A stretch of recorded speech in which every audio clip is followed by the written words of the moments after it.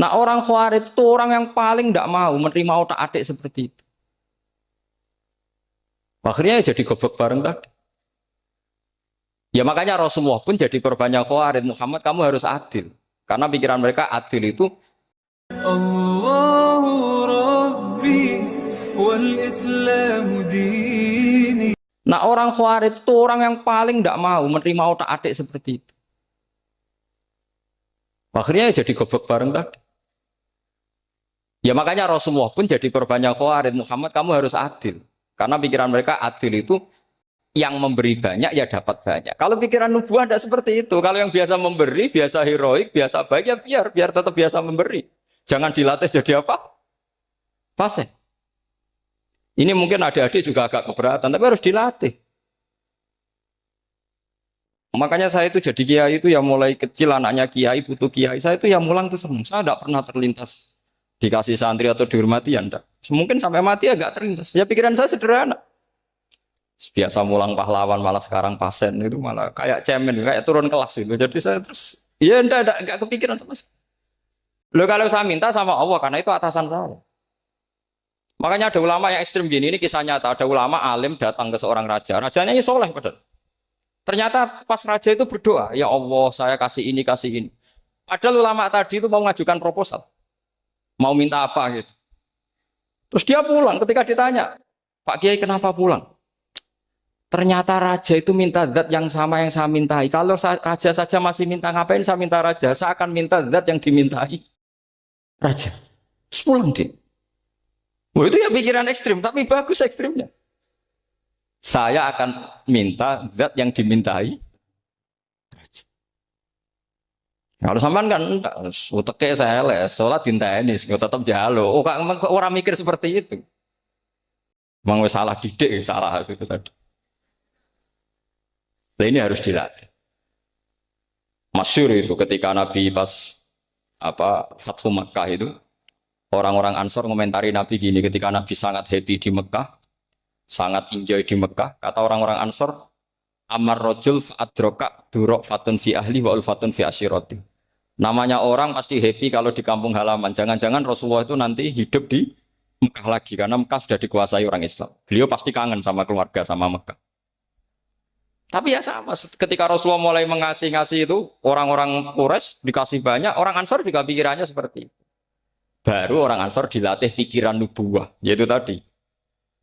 Mereka itu dapat kambing, dapat sapi, terus pulang. Kamu mendapat saya, milih mana? Milih Rasulullah Shallallahu Alaihi Wasallam. Sekarang kamu saya balik. Kamu punya kiai, kamu bisa memberi hadiah, memberi beliau. Suatu saat kiai Anda ini kaya raya, terus sering ngasih orang-orang yang nggak pernah berjasa. Kamu nggak pernah dikasih. Itu kalau pakai pikiran Khawarij, kiai ini salah karena ngasih orang yang tidak apa berjasa. Tapi kalau kamu pakai pikiran nubuah, enggak. Alhamdulillah saya tetap istiqomah memberi kiai itu. Dan alhamdulillah nggak dibales. Semoga balasannya di akhir. Ya sudah seperti itu. Kalau pakai pikiran gengsi tadi seperti itu. Masa biasa memberi sekarang posisi diberi, saya rak turun apa? Kelas. Jadi sebetulnya pikiran ekstrim itu boleh, tapi untuk yang seperti ini bukan ekstrim yang tadi. Makanya ini disebut al-hujat. Al-hujat itu satu logika yang bisa mematahkan asumsi awal. Ini saya harap santri-santri matolek, putra maupun putri berpikir seperti ini. Sehingga sama. Jadi misalnya sekarang dibalik. Kalau ada orang NTT yang masih non-muslim, itu orang kafir yang harus dibunuh atau orang kafir yang harus didakwai. Mesti pikirannya itu, kalau Nabi itu ya semua yang didakwai Nabi dulu orang kafir. Nah, ketika Nabi di Mekah itu pertama ketemu orang kafir itu dibunuh atau didakwai? Didakwai. Ya berarti pilihan sekarang ya didakwai bukan dibunuh. Nah soal perang itu perang itu beda dengan membunuh. Ada janjinya, ada macam-macamnya, terus nggak ada solusi itu baru ada apa? Jadi kalau sudah dibalik-balik gitu, makanya kata ulama-ulama, Khawarij itu pasti salah. Pasti salahnya adalah kalau orang tidak benar ya dibenarkan bukan dibunuh. Kalau setiap orang kafir dibunuh, Nabi kapan jadi nabinya? Karena orang kafir habis. Jadi metode bil hikmati ya ada, mau'izatul hasanah ya ada, karena orang kafirnya sudah apa? Mati. Terus, pertanyaan kedua, kalau Nabi harus ekstrim ngapain yang ngawal Jibril? Halnya Israel lebih efektif. Jadi jadi kalau sama-sama ingin ekstrim, Nabi itu nggak usah dikawal Jibril, kan enggak efektif kan? Harusnya yang ngawal itu siapa? Israel. Kan nggak repot. Nah, jadi saya mohon ini saya cerita. Jadi korban pikiran ekstrim itu bukan siapa-siapa. Pertama itu Rasulullah. Akhirnya Rasulullah menjelaskan, ya beginilah cara berpikir.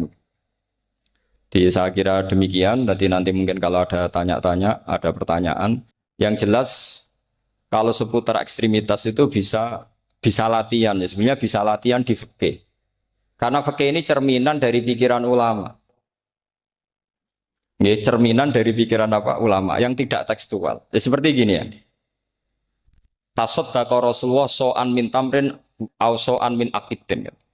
Ketika zakat fitrah itu Rasulullah mengeluarkan satu sok tamar. Tamar itu kurma. Kalau menurut tekstual berarti zakat fitrah harus pakai kurma. Tapi semua ulama sedunia mengatakan putih ahlil balad.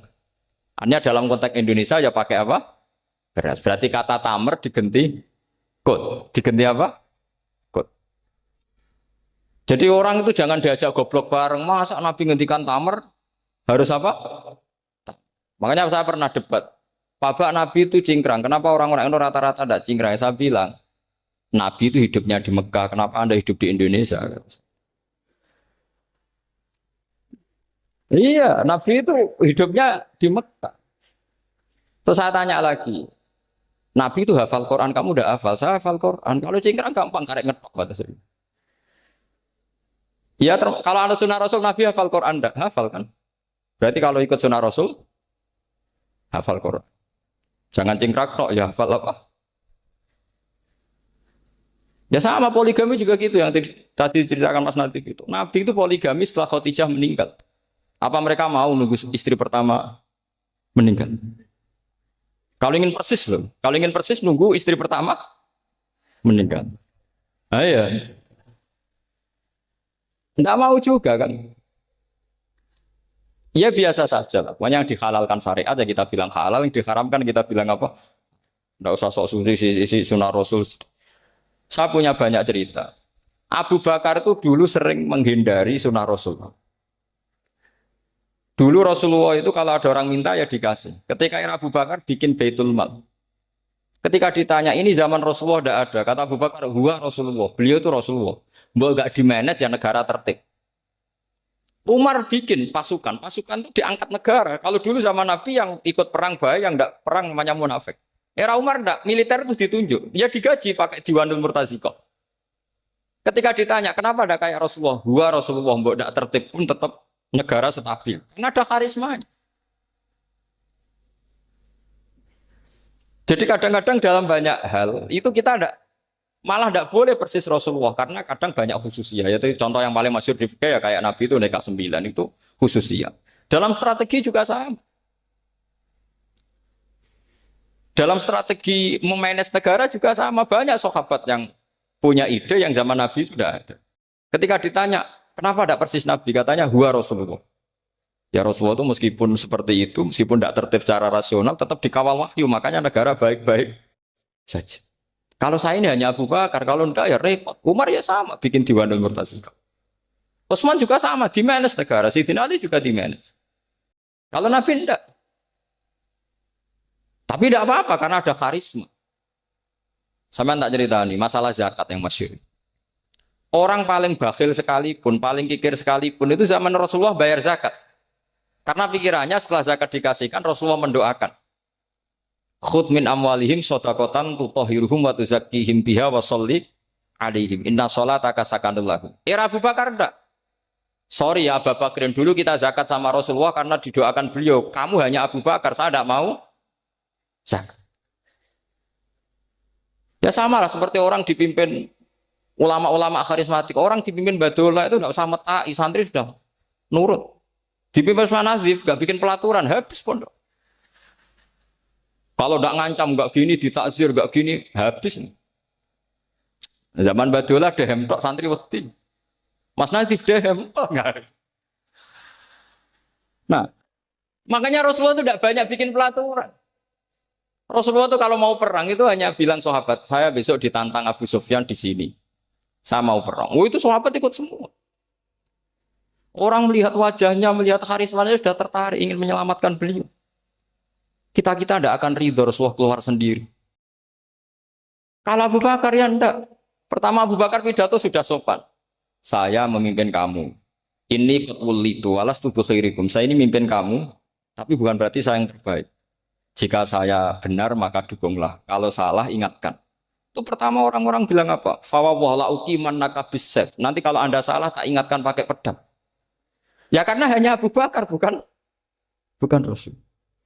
Jika diaturlah ini ada militer, ada pengawal, ada Baitul Mal. Era Umar lebih modern lagi ada Diwanul Murtazikoh, ada macam-macam. Ya Rasulullah enggak ada. Nah sekarang orang sidik-sidik muni sunnah Rasul. Padahal ada sunnah Rasul yang khasnya Rasulullah sebagai nubuwah. Ya khasnya Rasulullah sebagai apa? Coba Nabi itu istrinya 9. Semuanya cerita tentang tahajudnya Nabi, witirnya Nabi. Apa kira-kira Mas Nadif kalau punya istri 4 ceritanya tentang tahajudnya Mas Nadif? Kan enggak. Nah, jadi saya mohon, sebetulnya pikiran-pikiran ekstrim itu karena enggak mau belajar. Enggak mau belajar. Kalau mau belajar itu kata Imam Ghazali itu dalam kitab Imla, Al-Imla fi Iskalatil Ikhya itu. Fal ma'ani awsa'u minal ibarat. Yang namanya ma'ani itu awsa'u apa? Minal ibarat. Jadi yang fal ma'ani awsa'u minal ibarat. Jadi yang namanya makna itu lebih luas minal apa? Ibarat. Nah, ini contoh yang paling nyata ya Sayyidina Ali. Ketika Sayyidina Ali perang sama Muawiyah, itu Sayyidina Ali bilang, sebaiknya Muawiyah kirim delegasi, mediator. Saya juga kirim mediator. Terus orang-orang Khawarij karena tadi tekstual.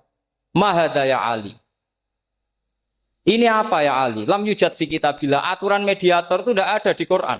Bahwa kalau kita perang harus ada mediator itu tidak ada. Terus Sayyidina Ali baca ayat wa in khiftum shiqaqa bainihima fab'atsu hakaman min ahli wa hakaman min ahliya. Jika lelaki dan perempuan, suami istri terjadi shiqaq, terjadi konflik, maka suami kirim satu mediator, yang pihak perempuan juga kirim mediator. Terus Sayyidina Ali ngendikan wa amru Muhammad a'dhamu min amri rajulin wa imra'atin. Urusan umat Muhammad lebih serius ketimbang urusan hanya sekedar suami dan istri. Maka kita butuh hakam, butuh mediator. Baru 4.000 orang Khawarij tobat ngikuti pikirannya Sayyidina Ali yang tidak tekstual. Sama seperti zaman Rasulullah. Ketika Rasulullah mau perang Badar, saya ini mau perang Badar kata Rasulullah. Musuh saya itu 1.000 lebih. Kalian hanya 313. Apa kita teruskan? Itu sahabat langsung bilang gini, saya itu hafal teksnya. Idzan lanaqulu laka kama qalat banu Israil fathab anta wa rabbuka faqatila inna hahuna qa'idun walakin idhab anta faqatila inna ma'akum muqatilun. Ini kelihatan sekali bahwa para sahabat sudah ada tekstual. Orang-orang Bani Israel ketika melihat Musa katanya sakti dan orang dekat Allah, itu cara berpikir orang Bani Israel gini. Walhasil ada perintah supaya Musa itu merangi kaum Jabarin. Orang Jabar ini gagah-gagah, pikirannya orang Bani Israel. Musa kamu itu sakti dekat Allah, ya sudahlah sama Allah saja sana, tak tunggu di rumah kabarnya. Itu kan sama dengan santri semedit, roh kiai ini suga, kiai aku suga, serasa tak pikir kan seperti itu. Ya sama seperti itu. Nabi ku kekasih Allah, mesti perang menang, serasa tak ewangi mesti menang. Fadhab anta wa rabbuka faqatila inna hahuna. Kok itu? Ya sudah kamu berangkat saja sama Tuhan, tak tunggu di rumah. Tapi apa kata para sahabat Ansor ketika Nabi minta supaya mereka dukung di perang Badar? Langsung bilang, idzan lanaqulu laka kama qalat banu Israil. Kita tidak akan bermental kayak Bani Israil. Ini tekstual apa enggak? Mereka punya mafhum, punya pikiran. Cara Mas Nadif punya kreatif. Bahwa ini mental yang bejat, kita tidak akan meniru seperti itu sahabat. Jadi dulu sahabat itu makna di Quran juga ada tekstual. Jadi bisa memahami. Nah sekarang orang memaksa semuanya harus tekstual. Ya meskipun tadi jangan terlalu liar terus menjadi liberal. Tapi saya tidak tahu kalau contohnya Mas Nadiem tadi pakai kondom, istiqomah tidak tahu itu pikirannya Jil apa Mas Nadiem tidak tahu saya itu tidak tahu. Kok sampai sembeling itu saya tidak tahu.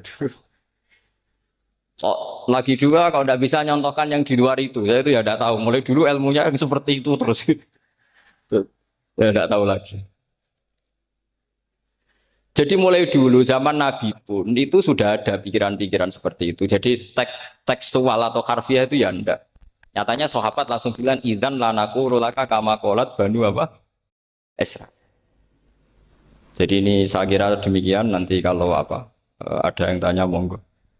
الله ربي والإسلام ديني